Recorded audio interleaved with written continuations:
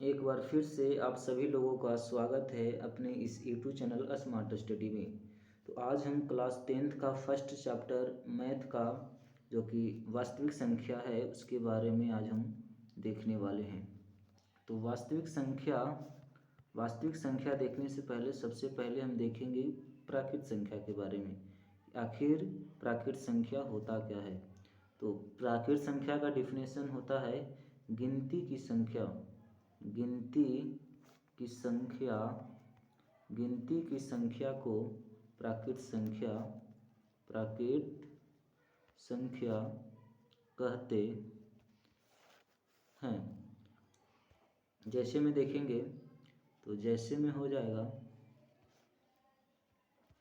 हो जाएगा कोई भी वस्तु को अगर हम लोग गिनते हैं तो एक से शुरू करते हैं तो 1 हो जाएगा, 2 हो जाएगा, 3 डॉट डॉट अनंत तक चलता जाएगा। ठीक है, तो सबसे छोटी प्राकृत संख्या की बात किया जाए तो 1 हो जाएगा। ठीक है, अगर इस तरह से पूछा जाए कि सबसे पहले देखेंगे प्राकृत संख्या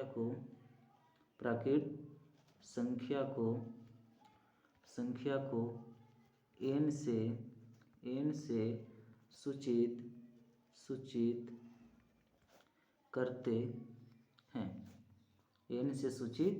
करते हैं। क्वेश्चन इस तरह से पूछा जाता है कि प्रथम 5 प्राकृत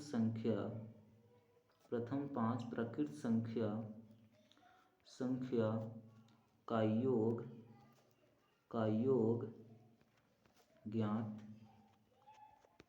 करें। प्रथम 5 प्राकृत संख्या का योग ज्ञात करें। प्रथम 5 प्राकृत संख्या का योग कहने का मतलब होता है जोड़। पहला 1 हो जाएगा, 2 हो जाएगा, 3 हो जाएगा, 4 हो जाएगा, 5 हो जाएगा। तो 2 1 3 3 6 4 10 5, इसका आंसर 15 हो जाता है। ठीक है, लेकिन अगर इसी तरह से पूछा जाए प्रथम 100 प्राकृत संख्या का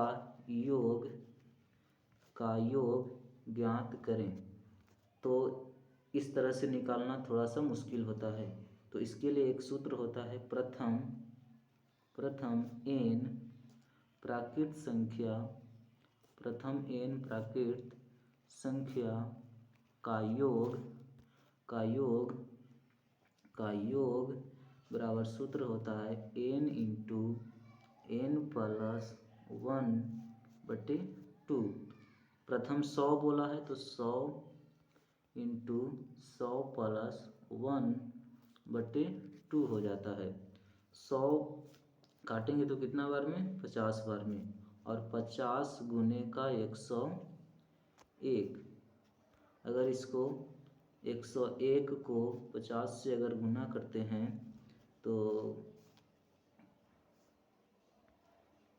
इस तरह से जीरो हो जाता है, 0 और 0, और उसके बाद हो जाएगा 5 में 1 से गुना करेंगे 501, 505 हो जाएगा, यानी 505 हो जाएगा, यानी 0 हो जाएगा, 5 हो जाएगा, और ये 0 हो जाएगा, 5 यानी 50 इसका क्या हो जाता है, आंसर हो जाता है। इस तरह से निकालना थोड़ा सा इजी हो जाता है। अगला देखेंगे प्रथम 500 प्राकृत संख्या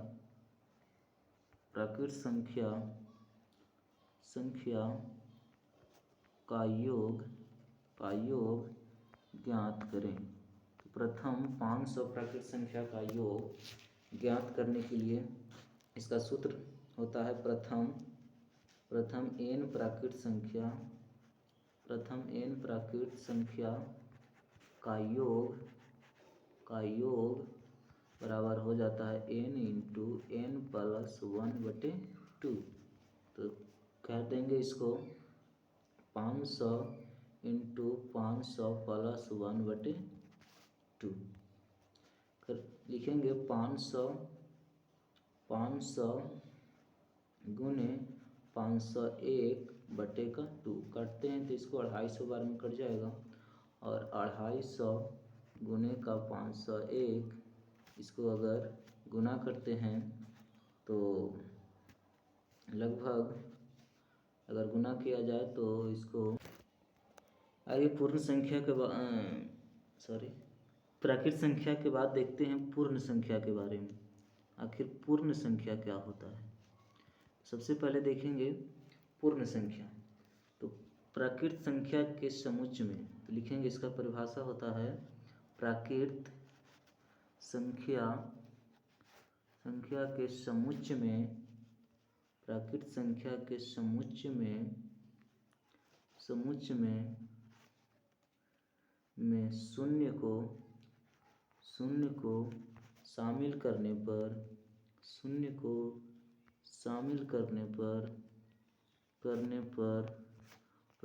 पूर्ण संख्या का समुच्चय बनता है। अगर एग्जाम्पल की बात किया जाए तो इसका एग्जाम्पल हो जाएगा प्राकृत संख्या के समुच्चय में।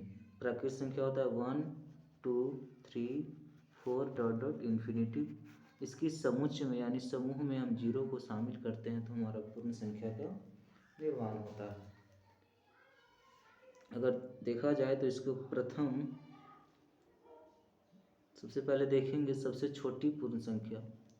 सबसे छोटी पूर्ण संख्या 0 होता है। प्रथम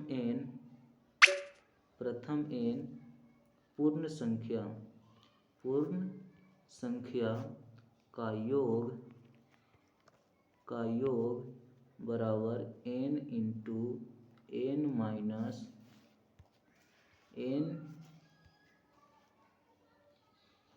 n इंटू n-1/2 होता है।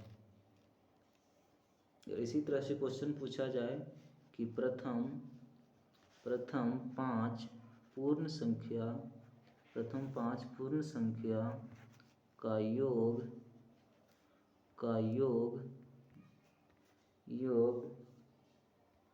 ज्ञात करें। तो प्रथम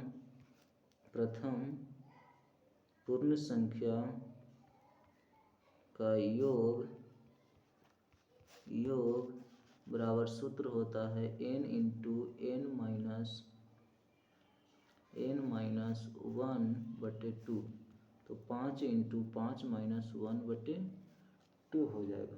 तो लिखेंगे 5 इंटू 5 में से 1 जाएगा तो 4/2, 2 दूनी 4 और इसका 10 आंसर हो जाएगा।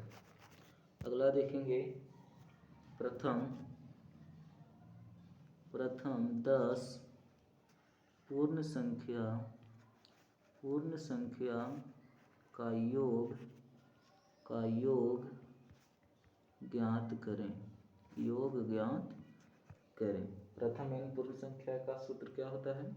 तो n इंटू n-1/2 तो हो जाएगा 10 इंटू 10-1/2।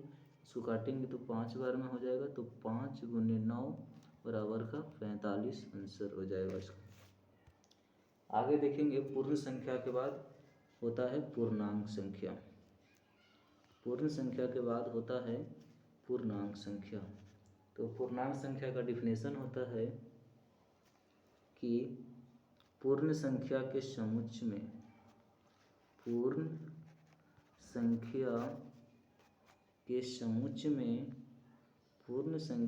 समुच्चय में प्राकृत संख्या के ऋणात्मक मान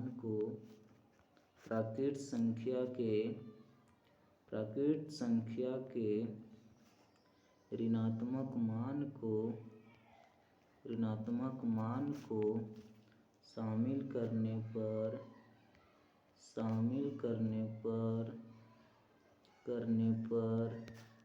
पूर्णांक संख्या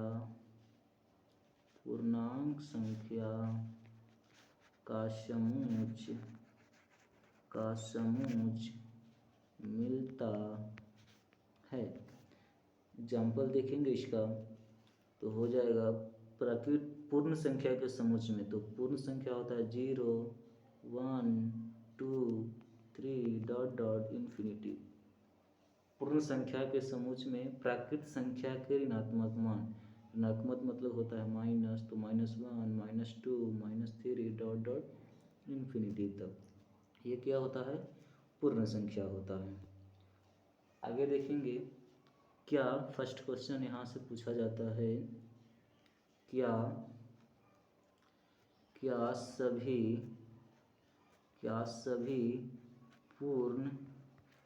क्या सभी पूर्ण संख्या प्रकृत हो सकता है?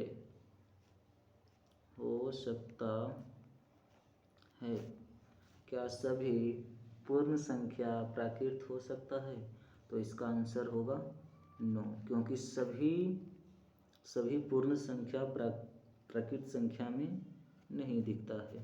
अगला क्वेश्चन इस तरह से पूछा जाता है कि क्या सभी प्राकृत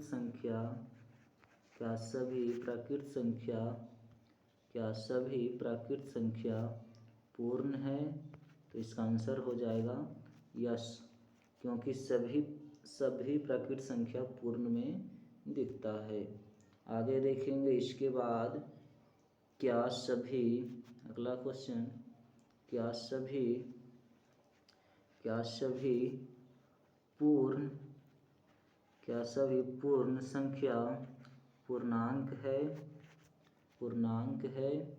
तो इसका भी आंसर यस हो जाएगा, क्योंकि सभी पूर्ण संख्या वाला पूर्णांक में दिखता है। आगे देखेंगे पूर्णांक संख्या के बाद होता है सम संख्या। पूर्णांक संख्या के बाद होता है सम संख्या। तो सम संख्या का परिभाषा होता है कि वैसी संख्या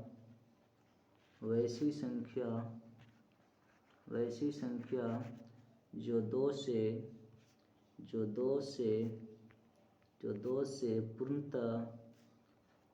से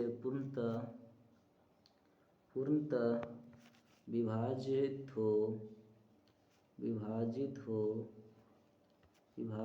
हो उसे सम संख्या कहते हैं। इसका सिंपल परिभाषा होता है वैसी संख्या जो दो से पूरा कट जाए उसे क्या कहते हैं? सम संख्या कहते हैं। जैसे में हो जाएगा 2 4 6 8 डॉट डॉट इन्फिनिटी तक। तो सबसे छोटी सम संख्या की बात किया जाए तो छोटी सम संख्या 2 होता है। अगर इस तरह से पूछा जाए कि दो क्रमागत सम संख्या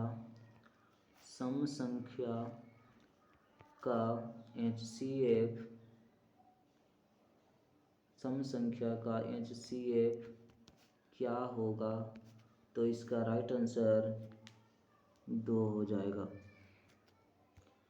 अगर इस तरह से पूछा जाए दो लगातार सम संख्या का अंतर क्या होगा? तो दो लगातार सम संख्या का, जैसे 4 1 4 2 हो गया और 4 हो गया, दोनों का अंतर का मतलब होता है घटाव, तो इसका भी आंसर क्या आ जाएगा? 2 आ जाएगा। ठीक है, लेकिन इस तरह से पूछा जाए कि सबसे पहले देखेंगे प्रथम n सम संख्या के लिए प्रथम n सम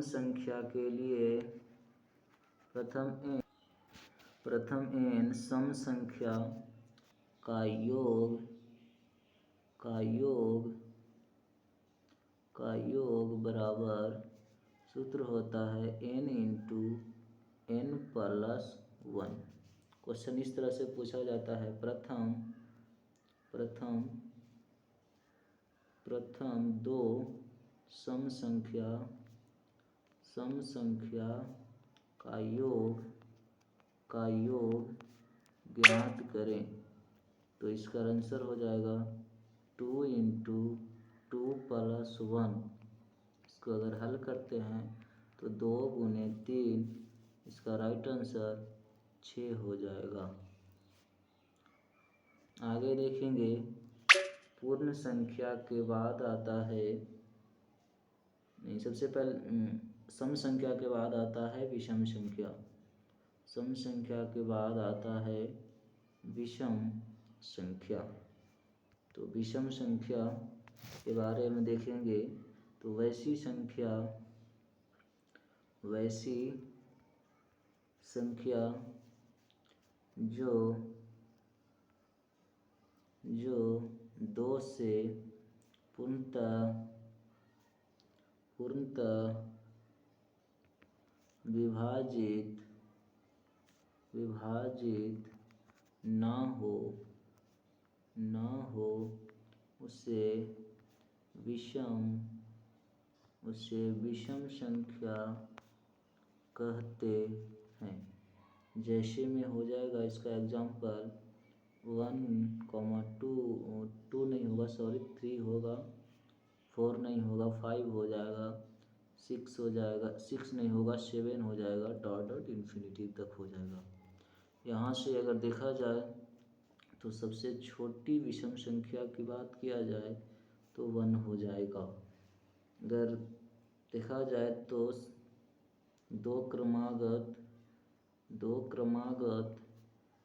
क्रमागत विषम संख्या का अंतर हमेशा 2 होता है। आगे देखेंगे प्रथम n विषम संख्या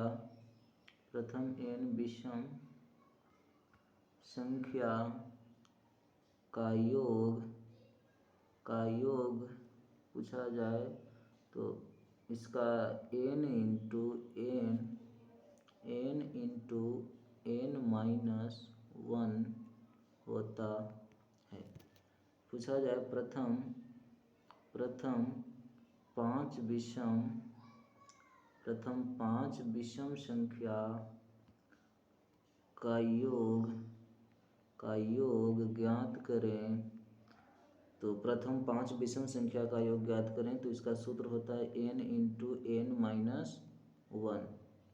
तो हो जाएगा 5 इंटू 5 माइनस 1, तो 5 गुने 4 बराबर इसका आंसर 20 हो जाएगा। अगला क्वेश्चन देखेंगे, विषम संख्या के बाद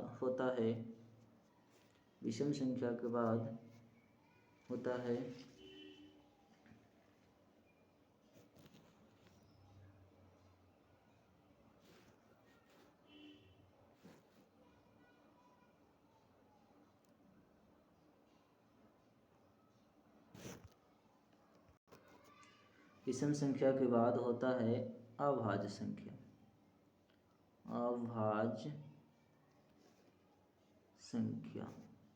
अभाज्य संख्या का डेफिनेशन होता है एक से बड़ी वैसी संख्या। एक से बड़ी इसलिए कह रहे हैं क्योंकि एक ना ही भाज्य होता है और ना ही अभाज्य होता है। तो एक से बड़ी वैसी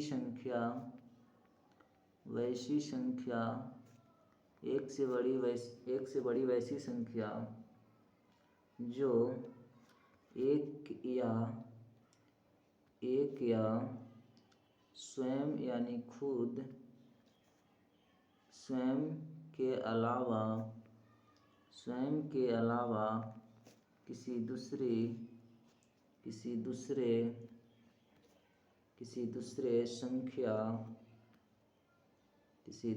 संख्या से विभाज्य ना हो।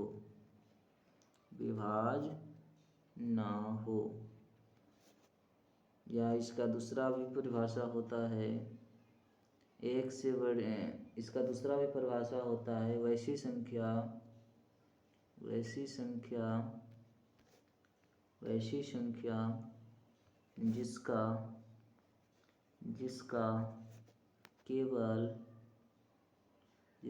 केवल दो गुणज हो उसे अभाज्य संख्या कहते हैं। जैसे में हो जाएगा, एक नहीं होगा क्योंकि एक ना ही भाज्य है और ना ही अभाज्य है, तो 2 हो जाएगा, 3 हो जाएगा, 4 नहीं होगा, 5 हो जाएगा, उसके बाद 6 नहीं होगा, 7 हो जाएगा, डॉट डॉट इन्फिनिटिव तक हो जाएगा। अब देखेंगे इसका परिभाषा क्या बोले, वैसी संख्या, एक से बड़ी वैसी संख्या जो एक या स्वयं के अलावा किसी दूसरे से ना कटे। तो ये जो 2 है, एक से कटेगा और यानी कि खुद से कटेगा, यानी 2 से कटेगा, इसके अलावा और ये किसी से नहीं कटेगा, तो ये क्या हो जाएगा, ये अभाज्य संख्या हो जाएगा। ये 5 है जो 1 से कटेगा और खुद यानी कि 5 से कटेगा, तो इसीलिए क्या हो जाएगा, इसके अलावा और किसी से नहीं कटेगा, तो ये अभाज्य संख्या हो जाएगा। अब देखेंगे सबसे छोटी अभाज्य संख्या की बात किया जाए तो 2 हो जाएगा। सबसे छोटी अभाज्य संख्या की बात किया जाए तो 2 हो जाएगा। 1 से 50 तक, सॉरी,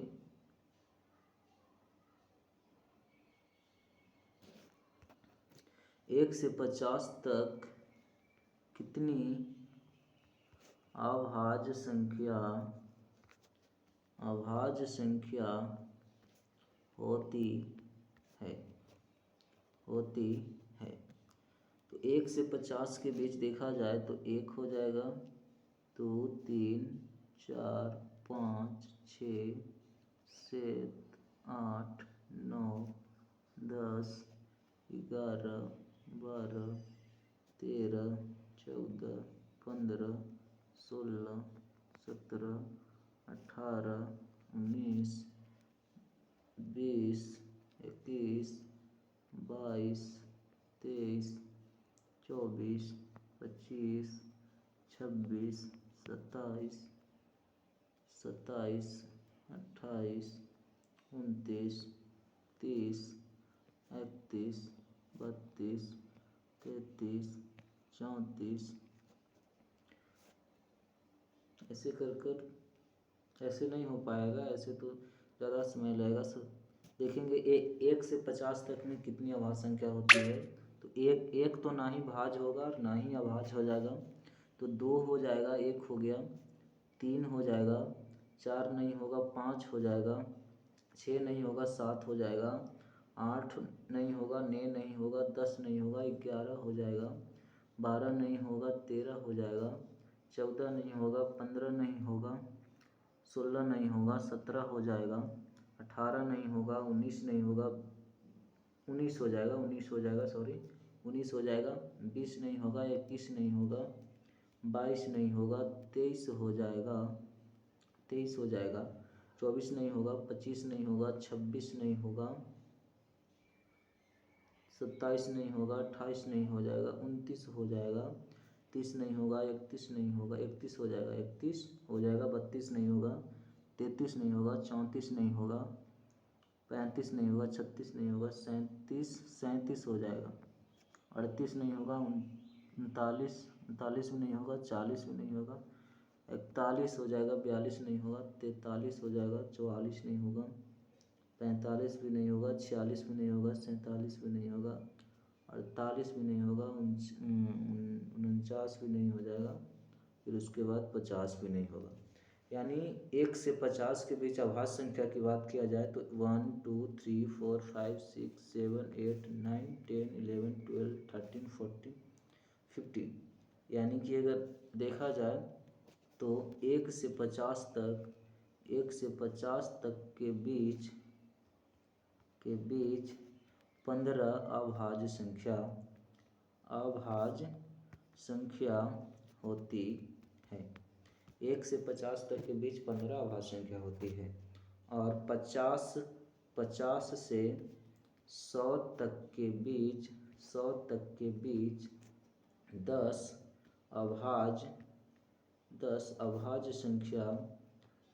अभाज्य संख्या होती है। अगर देखा जाए 1 से लेकर 1 से 100 तक के बीच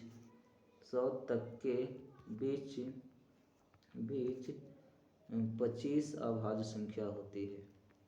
25 अभाज्य संख्या होती है।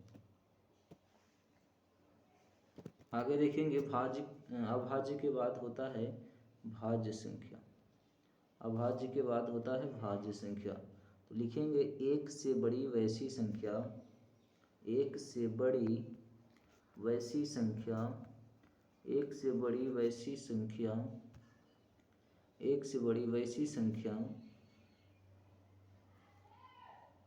जो एक या स्वयं के अलावा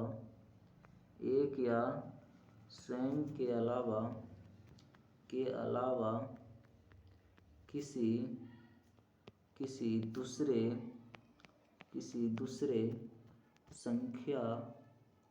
दूसरे संख्या से भी भाग लगे या विभाज्य हो उसे भाज्य संख्या कहते हैं। या इसका दूसरा परिभाषा हो सकता है कि वैसी संख्या जिसका दो से अधिक